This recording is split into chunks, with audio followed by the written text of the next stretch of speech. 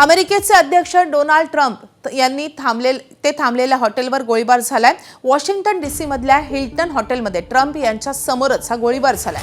त्यावेळी पत्नी Melania Trump यांच्यासोबत होत्या। व्हाईट हाऊस करस्पॉन्डंट डिनरसाठी ट्रम्प दाम्पत्य हे आलं होतं।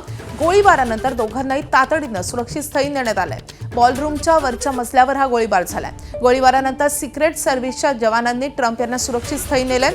तसंच संशयित हल्लेखोर याला पकडण्यातही यश आलेलं आहे। दरम्यान डोनाल्ड ट्रम्प थोड्याच वेळात माध्यमांशी संवाद साधणार आहेत।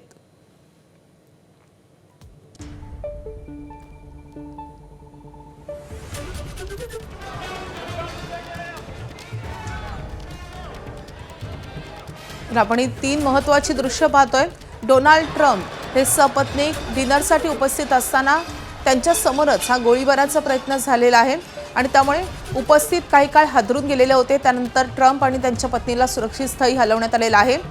आपण दुसरी दृश्य बघतोय आणि तिसऱ्या दृश्यांमध्ये आपण पाहतोय संशयित हल्लेखोराला जिवंत पकडण्यात आलंय।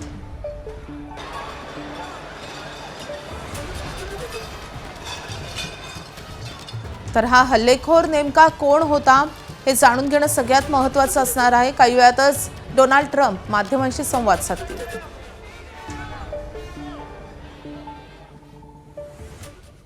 तर पोलीस आणि सिक्रेट सर्व्हिसच्या जवानांनी जबरदस्त काम केलंय असं डोनाल्ड ट्रम्प यांनी म्हटलंय। डोनाल्ड ट्रम्प यांनी पोस्ट करून ही माहिती दिली आहे। पोलीस आणि जवानांनी लगेच सावध होऊन प्रत्युत्तर दिलं। डिनर पार्टी चालूच ठेवा असंही मी सांगितलंय असं डोनाल्ड ट्रम्प यांनी म्हटलंय।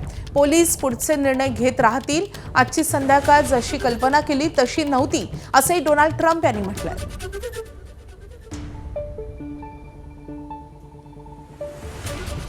तर या हल्ल्यानंतर डोनाल्ड ट्रम्प यांनी पोस्ट करत या संदर्भात माहिती दिलेली आहे।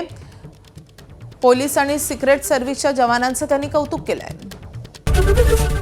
एबीपी माझा, उघडा डोळे बघा नीट।